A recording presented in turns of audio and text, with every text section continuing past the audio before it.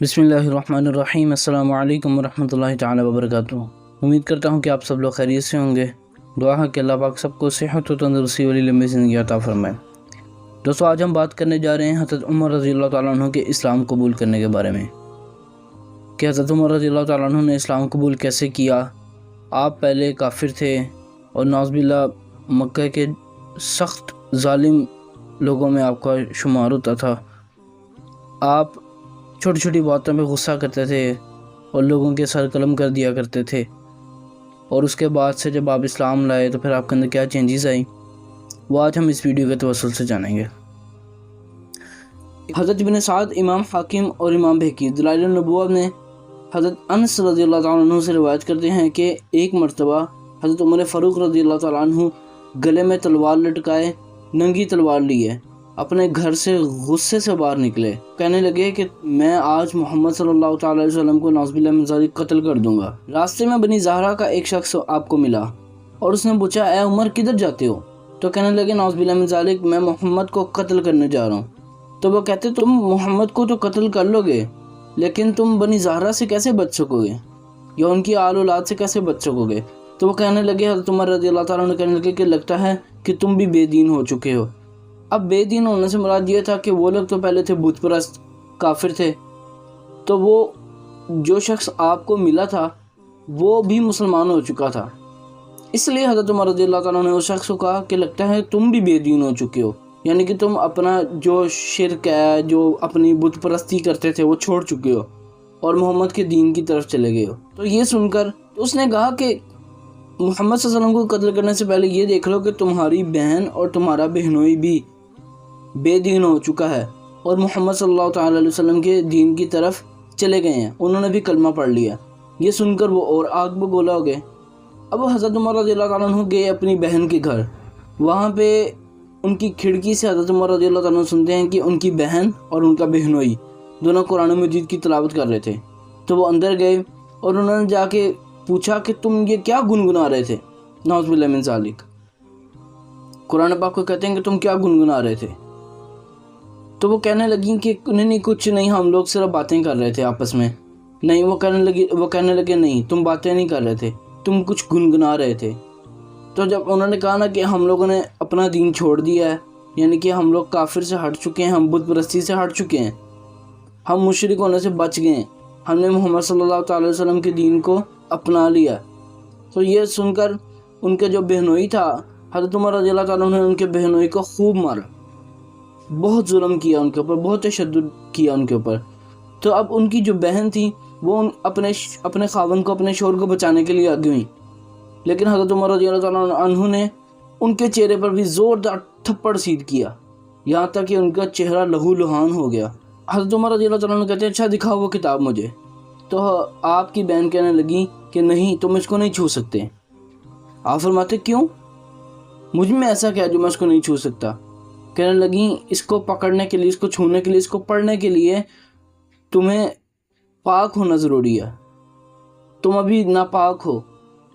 तो कहने लगे कि पाक होने के लिए क्या करना पड़ता है? तो फरमाने लगी, गुस्ल और वज़ू करना पड़ता है। तो फिर हज़रत उमर रज़ियल्लाहु ताला ने कहा, अच्छा चलो मुझे वज़ू का तरीका बताओ। फिर आपकी बहन ने आपको वज़ू का तरीका बताया, आपने वज़ू किया।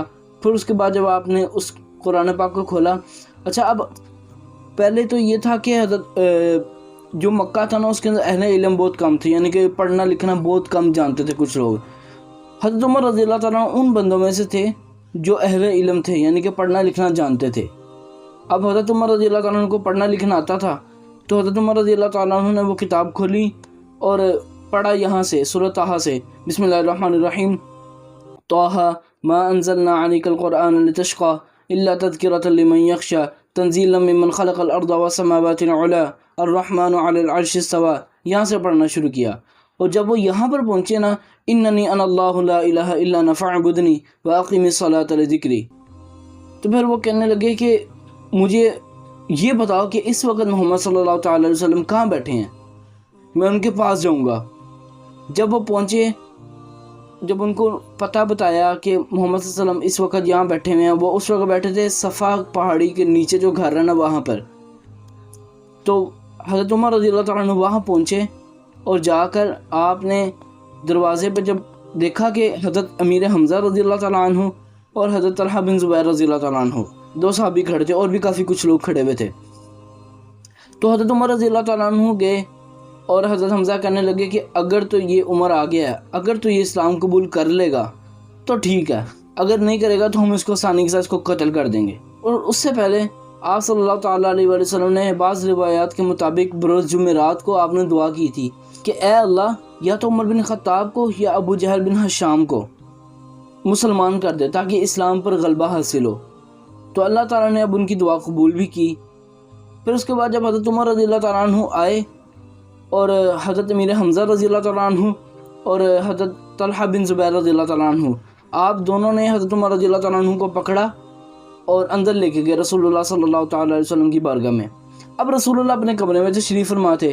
حضرت عمر رضی اللہ تعالیٰ عنہ آئے، آپ صلی اللہ تعالیٰ علیہ وسلم نے کھڑے ہو کر ایک ہاتھ سے حضرت عمر رضی اللہ تعالیٰ عنہ کی تلوار پکڑی اور دوسرے ہاتھ سے حضرت عمر رضی اللہ تعالیٰ عنہ کا کرتا مباری پکڑا اور کہنے لگے کہ اے عمر اسلام لے آؤ.